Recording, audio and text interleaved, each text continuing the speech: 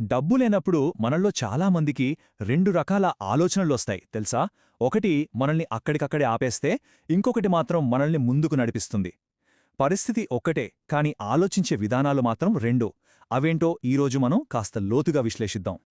ఇక్కడ అసలు పాయింట్ ఏంటంటే, ఇద్దరి స్టార్టింగ్ పాయింట్ ఒకటే, చేతిలో డబ్బు లేదు. కానీ ఒకే సమస్య ఇద్దరిలో రెండు వేర్వేరు ఆలోచనా ధోరణులను ఎలా పుట్టిస్తుందో చూడండి. భలే ఆశ్చర్యంగా ఉంది కదూ. సో ఇది మొదటి ఆలోచనా విధానం. నా దగ్గర డబ్బు లేదు, అందుకే నేనేమీ చేయలేను. ఇదొక పెద్ద గోడలాంటిదనమాట. ఈ ఆలోచన మనల్ని కదలకుండా చేసి ఇక ఏమీ చెయ్యలేమనే ఒక నిస్సహాయ స్థితిలోకి నెట్టేస్తుంది. ఇప్పుడు దీనికి పూర్తి ఆపోజిట్ ఆలోచనం చూద్దాం. నా దగ్గర డబ్బు లేదు కాబట్టే నేను ఏదో ఒకటి చేసి తీరాలి. చూశారా తేడా? ఇక్కడ డబ్బు లేకపోవటం అనేవి ఒక అడ్డంకి కాదు, అది ఒక పెద్ద మోటివేషన్. పరిస్థితిని మార్చాలనే ఒక బలమైన కసిని పుట్టిస్తుంది. అయితే ఈ రెండు ఆలోచనల మధ్య ఉన్న తేడాలను ఇంకా బాగా అర్థం చేసుకోవడానికి మనం కొన్ని ముఖ్యమైన విషయాలను చూద్దాం. డబ్బు విషయంలో ఎలా ఆలోచిస్తారు? అవకాశం వచ్చినప్పుడు ఏం చేస్తారు? రిస్క్ అంటే భయపడతారా? ఫెయిల్ అయితే ఎలా రియాక్ట్ అవుతారు? చివరగా మన అసలైన ఆస్తి ఏంటో తెలుసుకుందాం. ఓకే, మనం మొదటి టాపిక్ డబ్బు. చేతిలో ఉన్న కొద్దిపాటి డబ్బును ఈ రెండు మైండ్ సెట్లు ఎలా చూస్తాయి? దాన్ని జాగ్రత్తగా దాచుకోవాలి అనుకుంటాయా, లేక దాంతో ఇంకా ఎక్కువ డబ్బు ఎలా సంపాదించాలి అని ఆలోచిస్తాయా?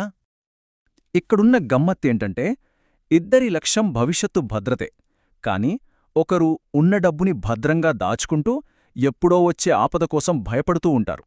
కాని రెండో వ్యక్తి అదే డబ్బుతో భవిష్యత్తులో ఆపదులే రాకుండా ఒక మార్గాన్ని వెతుకుతున్నారు. ఆలోచించే విధానంలో ఎంత తేడా ఉందో కదా. ఈ చిన్న మార్పు లాంగ్ రన్లో ఆర్థిక పరిస్థితిని ఎంతగా మార్చేస్తుందో ఆలోచించండి. డబ్బు సంగతి చూశాం కదా. ఇప్పుడు మరో ఇంట్రెస్టింగ్ పాయింట్, అదే అవకాశం. అవకాశాలు వస్తాయని ఎదురుచూడాలా, లేక మనమే వాటిని తయారు చేసుకోవాలా? ఈ రెండు మైండ్ సెట్లు దీన్ని ఎలా చూస్తాయో ఒకసారి చూద్దాం. ఇక్కడ తేడా మన కళ్ల ముందే కనిపిస్తోంది కదూ. ఒకరు ప్యాసివ్గా వెయిట్ చేస్తుంటే, ఇంకొకరు యాక్టివ్గా అవకాశాన్ని వెతుక్కుంటున్నారు లేదా సృష్టిస్తున్నారు. ఒకరు టైంని వేస్ట్ చేస్తుంటే, మరొకరు టైంని ఇన్వెస్ట్ చేస్తున్నారు. అంటే విషయం అవకాశం గురించి మాత్రమే కాదు, సమయం విలువను గుర్తించడం గురించి కూడా అన్నమాట. రిస్క్ ఈ ఒక్క మాట వినగానే కొంతమందికి భయంతో కాళ్ళు చేతులు ఆడవు. కాని ఇంకొంతమందికి మాత్రం ఇదేదో పెద్ద అడ్వెంచర్లా అనిపిస్తుంది.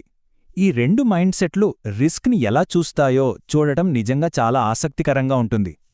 వావ్, ఇది ఎంత పవర్ఫుల్ తేడానో చూడండి. ఒకరు ఫెయిల్యూర్ని ఎండింగ్లా చూస్తే, ఇంకొకరు దాన్ని ఒక విన్ విన్ సిచ్యువేషన్లా చూస్తున్నారు. ఓడిపోతే నేర్చుకుంటారు, గెలిస్తే గెలుస్తారు. అంటే వాళ్ల డిక్షనరీలో ఓటమి అనేదే లేదు. ఈ ఒక్క ఆలోచన చాలు ఫెయిల్యూర్ మీద మనకున్న భయాన్ని మొత్తం మార్చేయడానికి.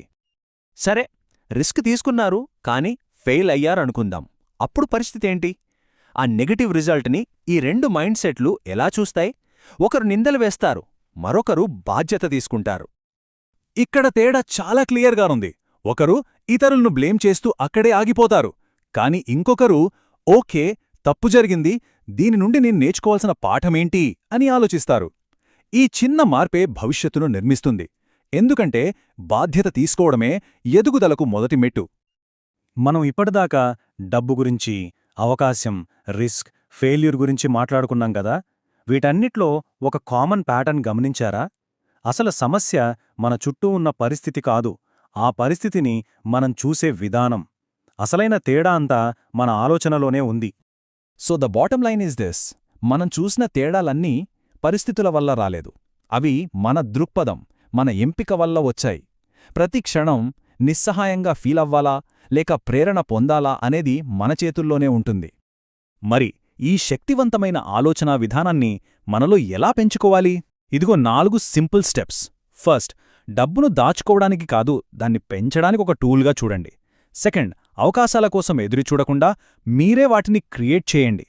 థర్డ్, రిస్క్ని చూసి భయపడకండి, దాన్ని నేర్చుకోవడానికి లేదా గెలవడానికి ఒక అవకాశంగా చూడండి. అండ్ ఫైనల్లీ, ఫలితం ఏదైనా సరే పూర్తి బాధ్యత తీసుకోండి. అంతిమంగా ఈ విశ్లేషణ నుండి మనం అర్థం చేసుకోవాల్సిన అత్యంత శక్తివంతమైన ముగింపు ఇదే: బయట సంపదను సృష్టించడానికి ముందు మన మైండ్ సెట్లో సంపదను సృష్టించుకోవాలి. మార్పనేది బయట కాదు, అది మన లోపల మన ఆలోచనలతో మొదలవ్వాలి. కాబట్టి చివరిగా ప్రశ్న ఇదే: ఒక సవాలు ఎదురైనప్పుడు ఒక వ్యక్తి ఏ ఆలోచనను ఎంచుకుంటాడు? దాన్ని ఒక అడ్డంకిగా చూస్తాడా, లేదా ఒక అవకాశం